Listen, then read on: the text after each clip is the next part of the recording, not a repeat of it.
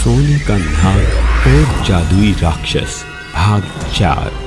अभी तक अगर आपने भाग 1, 2, 3 नहीं देखा है तो उसे जल्द ही देख लें। आपने भाग 3 में देखा कि कैसे रामू को जादुई मटका मिल जाता है, कैसे शामू उसे चुरा लेता है और कैसे शामू की पत्नी उसके अंदर फंस जाती है और आखिरकार नागराज ही उन्हें कैसे आज़ाद करवाता है। अब वो जादुई मटका रामू के पास है। अच्छे से समझने के लिए भाग 3 को जरूर देखें। जादुई मटका अब रामू के पास है। पूरा गांव उस जादुई मटके की वजह से अमीर हो चुका है।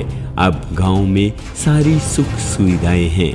एक दिन की बात है, एक फकीर गांव में भीख मांगने के लिए आ जाता है। कोई इस भूखे गरीब को खाना खिला दो, कई दिन का भूखा हूँ, कई गांव काट कर आया हूँ। तुम्हारा गांव तो बहुत अमीर है ना, कोई तो मुझे कुछ दे दो बाबा। तभी रामू घर से बाहर आता है। अरे बाबा, आप और हमारे गांव में तो कोई भी गरीब नहीं है, कोई भी भिखारी नहीं है। आओ बाबा, आपके लिए खाना लगवाते हैं। अरे सुनती हो क्या, आज इतने दिनों में हमारे द्वार पर पहली बार कोई भूखा इंसान आया है। जल्दी से इनके लिए खाना लगा दो। हाँ जी, अभी लेकर आती हूँ। रामू भिखारी के लिए सोने की थाली में खाना लगवाता है। भिखारी ये देखकर हैरान रह जाता है। अरे बच्चा, ये गांव इतना अमीर कैसे है? क्या यहाँ पर कोई भिखारी नहीं है? कोई भीख नहीं मांगता है? नहीं बाबा, यहाँ पर कोई भी भिखारी नहीं है और ना ही कोई गरीब है। हम सब लोग भूखे उठते जरूर हैं, पर हमारे गांव में कोई भी भूखा सोता नहीं है। और एक हमारा गांव है जिसका नाम ही गरीबपुर है। वहाँ पर सारे के सारे भिखारी ही रहते हैं। सभी लोग आसपास के गांव में जाते हैं और भीख मांगते हैं। मेरे भी छोटे छोटे बच्चे हैं। अरे बाबा, यहाँ पर कोई गरीब नहीं है। ये सब हमारे नाग देवता की मेहरबानी है। तभी रामू की पत्नी रामू को कुछ कहती है। ए जी, सुनते हो, मैं क्या सोच रही हूँ कि हम तो इतने धनवान हो चुके हैं, हमारे पास अब किसी भी चीज की कमी नहीं, क्योंकि गांव वालों की भी हमने बहुत सहायता कर दी है। क्यों ना हम ये मटका बाबा को दे दें? कहती तो तुम ठीक हो। अब हमें इस मटके का काम भी क्या है? वैसे भी नागराज ने खुद ही तो कहा है कि सबकी मदद करनी चाहिए। बाबा, आप चिंता मत करो, आपका गांव भी अब गरीब नहीं रहेगा। और रामू कुछ सोचते हुए उस मटके को अंदर से लेकर आता है और उस गरीब भिखारी को दे देता है। बाबा, आप इसे अपने घर में ले जाओ और अपनी पत्नी से अगर इस मटके से बिल्कुल ईमानदारी के साथ में अगर इस मटके से कुछ निकालोगे तो आपके हाथ में सोने की दिनारें आएंगी और आपके गांव में भी किसी को भीख नहीं मांगनी पड़ेगी। बच्चा, तुम कितने दयालु हो, तुम कितने अच्छे हो। हाँ बाबा, पर एक बात का ध्यान रखना, आपको इस मटके को बेईमानी से नहीं इस्तेमाल करना है। आपको सिर्फ ईमानदारी के साथ ही इस जादुई मटके का इस्तेमाल करना है। बिल्कुल बच्चा, मैं ऐसा ही करूँगा। और बाबा खुशी खुशी उस मटके को रामू के पास से लेकर वहां से चला जाता है। जैसे ही बाबा जंगल से गुजर रहा होता है तो राक्षस उसे देख लेता है। ये तो वही मटका है ना जो खूब सारा धन देता है, और वो इस बाबा के हाथ में ये नागराज का है। मैं क्या हुआ, उस गांव में ही तो नहीं जा सकता। बाहर तो जो भी चीज आएगी मेरा ही राज है ना।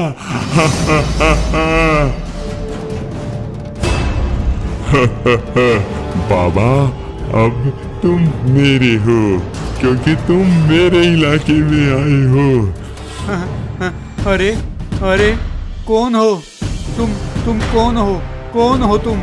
मैं राक्षस राज हूँ और इस जंगल पर मेरा ही कब्जा है। मुझे छोड़ दो, मेरे बीवी बच्चे मेरा घर पर इंतजार कर रहे होंगे। तुम चाहो तो ये जादुई मटका ले लो। नहीं बाबा, सिर्फ इस जादुई मटके से नहीं, मुझे तुम्हारी भी जरूरत है। तुम ही उस नाग देवता को मेरे पास बुला सकते हो। और ऐसा कहते हुए राक्षस उस भिखारी के अंदर प्रवेश कर जाता है। अब शरीर तो भिखारी का था, पर उसके अंदर आत्मा उस राक्षस की। वो राक्षस उस मटके को लेकर एक गुफा में चला जाता है और बाबा से उसकी पूजा करवाता है, क्योंकि बाबा के अंदर तो उस राक्षस की आत्मा थी ना। ओम नोम नोम नोम नोम भट स्वाहा, ओम जोम जोम जोम जोम जोम स्वाहा। अब तो नाग देवता तुम्हें प्रकट होना ही पड़ेगा, क्योंकि तुम्हारा ये जादुई मटका मेरे पास है।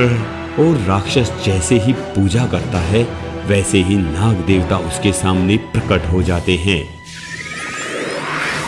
नाग देवता भी बाबा के अंदर छिपे राक्षस को नहीं पहचान पाते। वो कहते हैं, वत्स, तुमने मेरी इतनी पूजा की है, मैं तुमसे खुश हूँ। बताओ तुम्हें क्या वरदान चाहिए? हे नाग देवता, मुझे कोई वरदान नहीं चाहिए। मेरी एक छोटी सी इच्छा है। ये देखो, मेरे पास ये जादुई मटका है। हाँ वत्स, ये मटका मैंने ही खुशहालपुर गांव के रामू को दिया था। और ये सिर्फ जादुई मटका नहीं है, ये तो मेरा घर है। ये मेरा बिल था जिसके अंदर मैं रहता था। तभी तो इसके अंदर जो भी कोई हाथ डालता है तो सोने की मुद्राएं उसे मिल जाती हैं। अच्छा नाग देवता, तो ये आपका घर है, आप इसके अंदर ही रहते थे। हाँ वत्स, ये मेरा ही घर है। पर नाग देवता, मैं इस बात को कैसे मान लूं? मैं तो इस बात को तभी मान सकता हूँ जब आप मुझे इसके अंदर घुसकर दिखाओगे। हाँ वत्स, इसमें कौन सी बड़ी बात है? मैं अपने घर में किसी भी समय घुस सकता हूँ। तो आओ नाग देवता, इसके अंदर आ जाओ। तभी नाग देवता अपने उस जादुई मटके के अंदर घुस जाते हैं।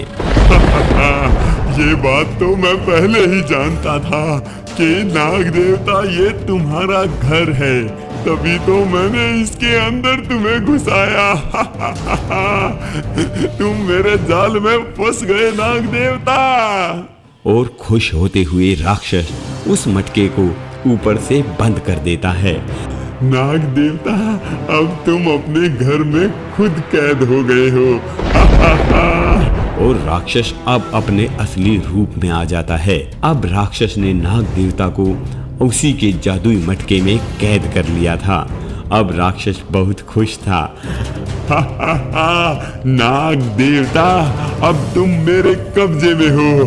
अब मैं जाकर देखूंगा खुशहालपुर कैसे खुश रहता है। मैं वहां पर जाकर दोबारा वही हालत कर दूंगा। और राक्षस उस मटके को गुफा में रखकर दोबारा खुशहालपुर में चला जाता है और वहां पर अपना वही कोहराम बरसाने लग जाता है। अब की बार राक्षस ने सभी लोगों को अपना कैदी बना लिया था। उसने सभी लोगों को, गांव में जितने भी इंसान थे, उन सबको जिंदा लाश में बदल दिया था। आखिर अब गांव का क्या होगा? अब इस राक्षस से गांव को कैसे बचाया जाएगा? अब नाग देवता दोबारा से कैसे आजाद होंगे? खुशहालपुर में दोबारा खुशहाली कैसे आएगी? अपने इन सब सवालों का जवाब जानने के लिए हमारा अगला भाग जरूर देखें, वो और भी ज्यादा रोमांचक होने वाला है।